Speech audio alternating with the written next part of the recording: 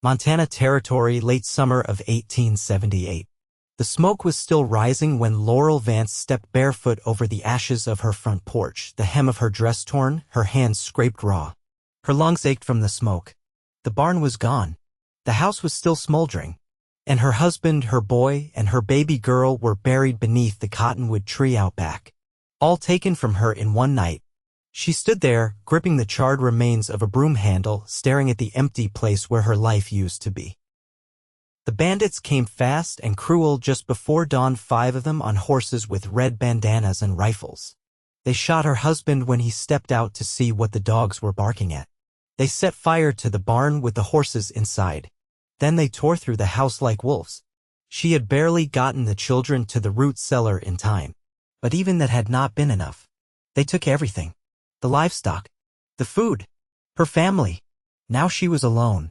2 days later, she was still walking. Her boots had burned in the fire, so her feet were wrapped in strips of curtain cloth. She had no water, no food, just the empty plains and the wind and the sound of her own breathing. She was almost ready to lay down and let the earth take her when she heard hooves. A single rider came from the north, cutting across the dry grass. He slowed when he saw her, pulling up on a tall bay horse.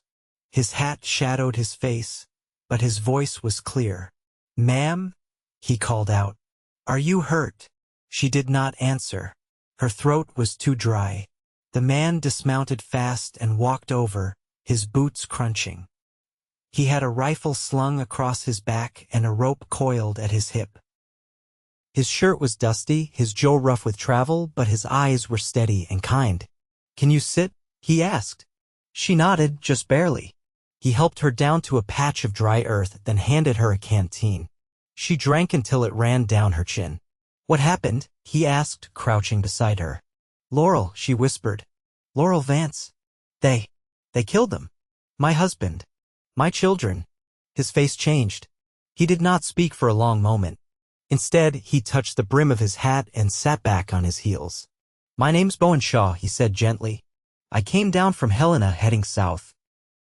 I reckon you do not have anywhere to go right now." "I have nothing," she said. Her voice cracked. "They burned it all." Bowen looked out across the plains, then back at her. "Come on. You need a place to rest. I have a camp about half a mile from here. You are safe with me." She hesitated, but her body had no strength left to argue. He helped her up and onto his horse, then walked beside her, leading them across the grass. His camp was tucked in the bend of a creek with a canvas tarp strung between 2 trees and a fire already low in the pit. He made her sit on a rolled blanket and handed her a tin cup of broth while he set about fixing her feet. "You walked a long way," he said, gently wrapping the cloth tighter. "Looks like you near tore the skin clean off." "I did not know where else to go," she said. "I just kept walking." "You do not have to anymore." She looked up. "Why are you helping me?" He poured coffee into a tin mug, sat across from her. "Because nobody should be left out here alone." That night, she dreamed of her children's faces, Hattie with her dark curls, Henry's gap-toothed smile. In the dream, they were laughing in the wheat field, calling her name. She woke up with tears on her cheeks and found Bowen already turning bacon in a skillet. "You were talking in your sleep," he said without looking at her. "I am sorry. Do not be. I reckon you earned the right." She sat beside the fire, watching the sun come up over the hills. "I do not know what to do now," she said softly. "You start small," he said. "You eat. You rest. Then when you are ready, you rebuild." She shook her head. "I do not even know how." He handed her a plate and looked straight at her. "Then I will show you." Over the next few days, he did just that. He helped her build a shelter from scrap timber and branches near the creek. He taught her how to set snares, how to clean fish, how to spot fresh tracks in the dust. He never pushed her to talk, but when the words came about her husband Caleb, about Hattie's favorite song, about how Henry used to follow his father like a shadow, he listened without interrupting. He never touched her without asking. Never spoke over her grief. But he was always there, steady and quiet and present. One afternoon, while they were hauling water from the creek, she stumbled and nearly fell. He caught her by the elbow. She looked up at him, heart pounding. His hand was warm against her arm. His eyes held hers for a long second before he let go. "You are stronger than you think," he said, voice low. "Only because you are here," she whispered. A week later, they rode into a small settlement together to buy supplies. Laurel wore a borrowed hat and a dress Bowen had found folded in a saddlebag. People stared at her, the woman with the scarred hands and haunted eyes riding beside the quiet cowboy. But Bowen stayed close, his hand on the small of her back when they entered the store, his voice low and steady when he asked the clerk for nails, flour, and coffee. That night, back at camp, they sat by the fire in silence. The stars were bright overhead and the wind had gone soft. "Bowen," she said quietly, "why are you still here?" He looked at her, his face lit by firelight. "Because I want to be," he said. "Because I care about you." "I did not expect it, but it happened all the same." Her throat tightened. "I do not know if I am ready." "That is all right. I am not going anywhere." She reached over and took his hand. For the first time in days, she felt like she could breathe. The next morning, she woke up before dawn and walked down to the creek. She stood there barefoot, the water cold around her ankles, and watched the sky turn from purple to gold. Bowen came up beside her, quiet as ever. "Thought I lost you," he said. "I just needed to see the sun come up," she said. "I needed to know there is still light." He nodded. She turned to him. "You gave me that." He shook his head. "You had it in you all along." She stepped closer. "You helped me remember." Then she kissed him soft but sure. He pulled her in, arms around her waist, holding her like he had been waiting his whole life to do just that. And she knew, deep in her bones, that she was not alone anymore. The days grew longer as August leaned into September and the wind turned dry with hints of dust and sage. They moved north along the foothills, following the edge of the bitterroots where water ran clear and sparse trees gave way to open sky. Laurel rode behind Bowen, her hands learning the reins again while her mind stayed quiet. She didn't ask where they were heading. He didn't say. But each morning they packed the mule, folded the canvas, and rode on. One evening, after the horses were fed and the fire burned low, Laurel sat with her back to a cottonwood and stitched a tear in her sleeve. Bowen was sharpening a skinning knife by lantern light, his thumb steady along the whetstone. "Did you ever have someone?" Laurel asked, not looking up. He paused only a second. "A long time ago. Before I left Missouri." "What happened?" "She married a banker's son. Her father didn't like the idea of a farrier's boy with no land to his name." Laurel tied off her thread and bit it clean. "Did you love her?" "I thought I did," he said. "But I didn't know then what it really meant." "I do now." She met his eyes then. He didn't look away. "I keep wondering," she said, "if I'll ever stop feeling guilty for surviving." "You don't have to answer that now. I don't want to carry it forever." He set the knife down. "Then let's take it one piece at a time. You don't owe the dead your suffering." She folded the mended cloth across her lap. "You say that like you've carried your own weight of ghosts." "I have." She nodded once, and the silence between them softened like something had stretched out and made room. The next morning, they rode into a wide basin where the remains of an old mining camp stood quiet and deserted. A few cabins sagged near the creek, their roofs sloped and weather-worn, but the walls still held. Bowen dismounted and walked slowly around one of them, testing the boards with the heel of his boot. "Think it'll hold through winter?" Laurel asked, brushing hair from her cheek. "With some work," he said. "A new door, patch the roof, clear out the inside. But the bones are good." She stepped to the threshold and looked inside. Dust coated the floor. A broken chair leaned in the corner. There was a stove, rusted but intact, and shelves still nailed to the far wall. "It smells like pine and mice," she said. "You can't ask for much more out here." That afternoon, they cleared out the cabin. Laurel swept the floor, her arms sore by evening, while Bowen hauled out what furniture was worth keeping. He found a cracked mirror and leaned it against the wall. She caught her own reflection for the first time in weeks, hollow cheeks, windburned skin, eyes that had seen too much too fast. "I don't look like myself," she said. "No," Bowen replied from the doorway. "You look like someone who's still here." "That counts for more." She didn't answer, but she left the mirror where it was. By the end of the week, the roof no longer leaked and they brought in bundles of grass to stuff the chinks between logs. Laurel began cooking on the old stove, mixing flour with creek water for biscuits, slicing dried meat when they had it. The rhythm steadied her. She didn't speak often while she worked, but her hands moved with intention. One night, as rain tapped lightly on the roof, she sat beside Bowen with a cup of warm cider. Outside, the horses shifted under the lean-to and the fire crackled low. "Do you ever think about settling?" she asked. "Staying put. I used to think I couldn't," he said. "Didn't figure I had the right kind of life for it. And now?" He looked at her, quiet for a moment. "Now I think it depends who I'm settling with." She turned the cup in her hands. "You've been kind to me. Patient. I don't think I could have stood back up without that. I didn't do it expecting anything back." "I know," she said. "That's why it's meant something." He reached over and brushed a strand of hair from her face. She closed her eyes, leaned into it. When she opened them, he was still there, steady and sure. "I'm not the same woman I was before," she said. "I wouldn't want you to be." She set her cup down and held out her hand.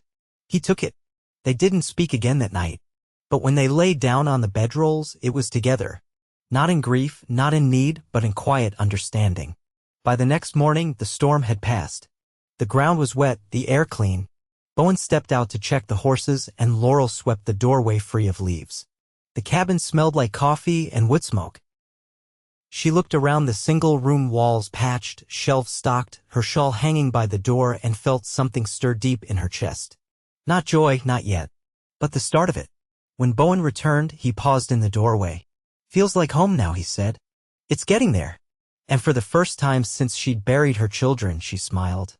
By mid-September, the cabin sat solid beneath a sky that had turned the color of dry wheat. The river ran slower now, and birds moved lower in the mornings, wings skimming the grass. Bowen had raised a lean-to for firewood beside the cabin, and Laurel had started keeping a ledger in a small book she'd found in one of the mining shacks, marking how much flour remained, how many nails, when the last of the salt pork would run out. She stood outside one morning, hands on her hips, squinting at the plot of ground behind the house. The soil there was sandy, but farther uphill, where scrub gave way to rock, she thought she saw something green. "We could plant there come spring," she said as Bowen returned from watering the horses. "It's higher. Maybe the runoff will keep it fed." He followed her gaze. "Dryland beans might take. Potatoes if the frost's late." "I want to try carrots," she said. "My daughter used to eat them raw, straight from the ground. Dirt and all." Bowen didn't speak, but he stepped closer, his hand brushing hers where it hung at her side. She didn't pull away. Later that day, they rode out to a nearby ridge to scout game. Bowen carried his rifle across his back, but Laurel took the smaller carbine he'd cut down for her, the stock shortened to fit her shoulder. She didn't speak much as they moved. Her eyes stayed sharp, her jaw set with quiet purpose. They tracked a mule deer through the brush, following the faint stitch of prints up through the rocks. When Bowen slowed and raised a hand, she stopped beside him, holding her breath. "You take it," he said, voice low. Laurel hesitated. "You sure? You'll need it more than I will, come winter." She braced the carbine and took aim. Her hands didn't shake. When the shot rang out, the deer dropped clean in the chest. She stood a long time after, looking down at the still body. "I've never killed anything before," she said. "You took a life to keep your own. That's the way of it." They dressed the deer together, working in silence. Bowen showed her how to cut the hide without tearing it, how to split the pelvis with a rock when the bones refused the knife. Her hands ached by the time they finished, but she didn't complain. That night, they smoked the meat over greenwood and hung the rest under canvas to cool. Laurel sat at the table, just 2 crates and a plank across the top, and scrubbed the blood from her fingernails. "I thought it'd feel wrong," she said. "But it didn't." "You've changed," Bowen said. "I had to." He looked at her a moment before answering. "You didn't just survive, Laurel. You're becoming someone new." She turned the lantern wick down. "I don't know what to do with that." "You let it happen. You don't fight it. You let it shape you." She stood and crossed the floor to where he Saturday. "And what about us?" He set his hands on her hips, slow and gentle. "That's yours to decide." She lowered herself into his lap, her forehead resting against his. The room smelled of ash and earth and something warmer, something that had no name yet. "I want to stay," she said. "Not just here. With you." He stayed still, arms strong around her. "Then stay." They didn't say anything more. The lamp burned low, and outside, the wind shifted through the pines. In the days that followed, Laurel made curtains from old feed sacks and nailed them over the windows. She brewed willow bark when Bowen's shoulder stiffened from chopping wood. He carved a shelf above the bed for her ledger and the sprig of dried sage she'd kept wrapped in cloth since the night she buried her family. They didn't speak of the past. They didn't need to. One evening, she watched him from the doorway as he worked a rasp over the edge of a new bridle he was stitching. His hands moved slowly, careful, and practiced. "You ever think about building something more permanent?" she asked. He paused, thumb pressed to the leather. "You mean a life?" She nodded. "I've thought about it more these past weeks than I ever did before. I don't want to be just passing through anymore." He looked up, eyes steady. "Neither do I."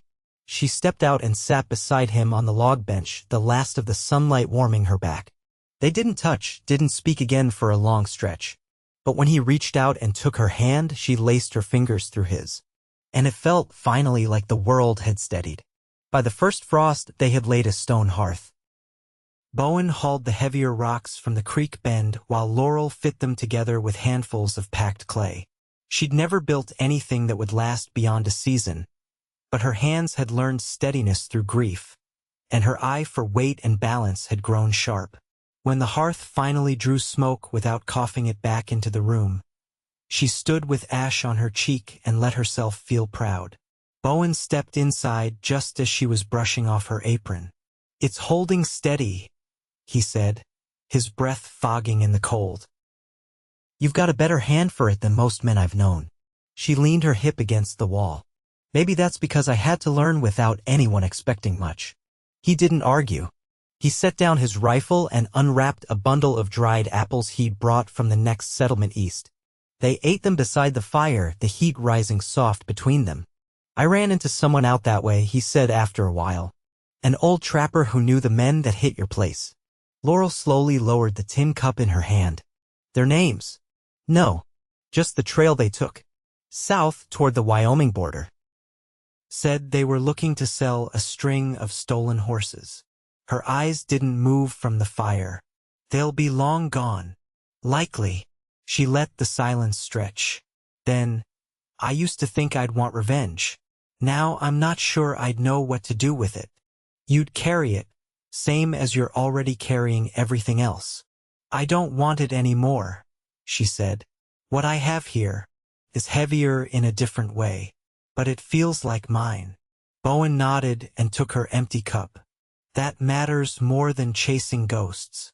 The next morning, snow came early. Not much, just a dusting, but enough to set the air sharp and brittle.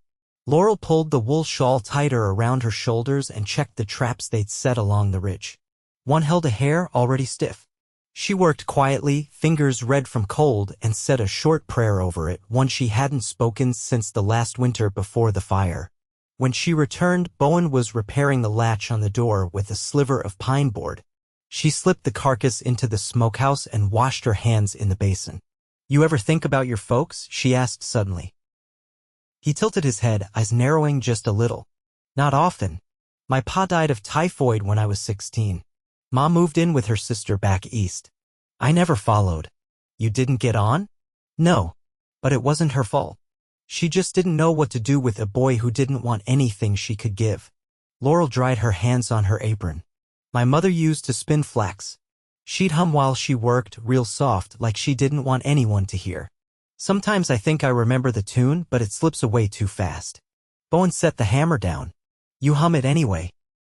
Even if it's wrong." That night she did.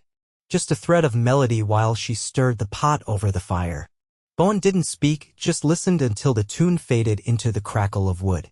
Later, when they lay curled beneath the quilt, she whispered, "I want to plant flax next spring." His hand found hers beneath the blanket. "Then we will." By the end of the week, the ground had hardened. Bowen began clearing a small space behind the cabin where they could dig a root cellar once the thaw came. Laurel ventured down to the wide stretch of valley where wild rye grew, cutting handfuls to dry against the back wall. She moved with purpose now, each day shaped by the work of staying. Bowen returned one evening with a length of red wool. "Trapper owed me for a broken stirrup I fixed last summer. Said his wife never wore it." Laurel unfolded the cloth, running her fingers over the weave. "It's too fine for every day." He shrugged. "Doesn't have to be every day." She laid it across the table and smoothed it flat. "I've never had anything this rich in color. Makes the whole room feel warmer." He stepped beside her, hand resting lightly on her back. So do you. She turned to him, her breath held still between them. I think I'm ready now. His eyes searched hers. You sure? She nodded. I've been ready. I just needed to believe it. He kissed her then, slow and without hesitation. There was nothing borrowed in it, no shadow of what had come before. Just two people who had built something out of ruin and found in each other a place to rest. Outside, the snow deepened, but inside, the warmth held. The cold settled in for good by late October, the kind that stiffened joints and drew crows to the bare trees. Laurel patched a wool lining into her coat using thread she'd saved from a dress hem, while Bowen cut a path along the creek to keep the water from freezing too thick. Their movements had turned wordless in the doing, each gesture understood, each silence filled with the same rhythm. One morning, Bowen came in early with a shallow cut above his brow. Laurel saw the blood before he spoke and rose from the fireside, setting aside the tin she'd been polishing. What happened? She asked, already reaching for the crock of lard and clean cloth. Branch caught me wrong when I was clearing deadfall, he said. Nothing deep. She held his face steady with one hand dabbing gently at the cut. He flinched once, then stilled. You'll scar, she murmured, wiping the last of the blood. Already have, he said. This one'll just join the others. Laurel traced the ridge of his cheekbone with her thumb. Somehow I never minded scars. He exhaled through his nose, a sound not quite laughter. You see past what most folks stop at. I see clearer now than I ever did before. That evening, she brought out the bundle of flax seed she'd bartered for from a passing wagon weeks ago. She'd kept it tucked beneath their bed, waiting for the right day. I want to plant it after the thaw, she said, laying the bundle between them. Not just for spinning. I want to make something out of it. Something lasting. Bowen leaned forward. You already are. She looked at him, quiet, then nodded. Then maybe you can build me a loom. He raised a brow. I've never made one. You've never built a hearth either. Or a home. He looked down at his hands. I'll try. You always do. The first proper snow came during the night, thick and still. By morning, the world had turned to white. Laurel stood at the threshold, watching the flakes drift down like ash, soft and full. Looks like it'll hold, Bowen said, stepping up behind her. She nodded. I'd like to have a wedding, she said, not turning. Quiet, just us. One morning after breakfast. I want it to start like any other day. He didn't answer right away. Then I'll carve us rings. She turned to him. You mean that? I wouldn't say it if I didn't. Her voice dropped. I don't have a father to give me away. I'll walk beside you instead, he said. You're not being given. You're choosing. She reached for him and he folded her close, his chin resting on her hair. The two of them held steady as the snow kept falling. On the second Sunday of November, they rose before the sun and lit the stove. She made cornmeal cakes and fried the last of the venison with rosemary Bowen had kept wrapped in cloth near the chimney. They ate by lantern light, then stepped outside while the sky turned blue behind the trees. Laurel wore the red wool wrapped around her shoulders. Bowen had shaved close for the first time in weeks, his hair damp from the basin. He took her hand and led her to the edge of the creek, where the water still ran slow and dark beneath the ice. He cleared his throat. There's no preacher, but I think the ground hears us just as well. She smiled. Say what you mean to say. He looked at her. I want to live beside you. I want to make something that lasts. I don't have more words than that. She brushed her fingers down his cheek. That's all I need. He slipped a carved band, smooth and pale, onto her finger. She did the same. Then they stood for a time, surrounded by snow and pine, until the cold pushed them gently back inside. They never marked the day with anything more than a line in Laurel's ledger. We said yes. As winter deepened, they kept to their rhythm. Bowen carved small things for her spools, a peg rack, a ladle from cottonwood. Laurel began stitching a quilt from scraps of old shirts and sacks, each square a different memory. They told stories they hadn't shared before. Bowen's first horse, Laurel's childhood fear of thunder. Each piece stitched a little more firmly into place. In February, they rode to a nearby homestead to help with the calving. Bowen held the lantern while Laurel steadied the heifer's head, her voice low and firm until the calf slid free and gasped its first breath. "You've got away with hard things," the farmer's wife said to Laurel afterward. Laurel only smiled. "So do they." That night, as they rode back under a sky full of stars, Bowen reached across and brushed her gloved hand with his. She met his eyes over the horse's breath. "I didn't know peace could feel like this," he said. "It's not peace," she said. "It's what comes after surviving." He nodded. "Then I want all of it with you." Spring came slow, but it came. The ground softened and the creek ran faster. They planted flax and onions and hardy greens in the cleared plot behind the cabin. Bowen built a frame for the loom and Laurel shaped the warp by hand. They never spoke of the burned past, though its ashes lived in them both.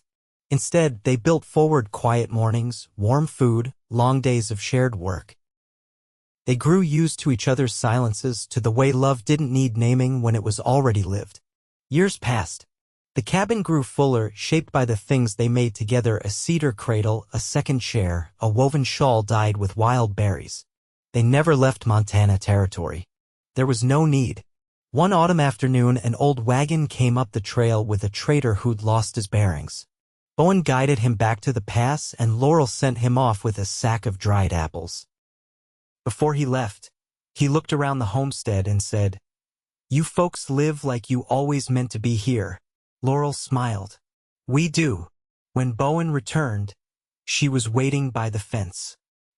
He slid down from his horse and kissed her like he hadn't in years, even though it had only been a day.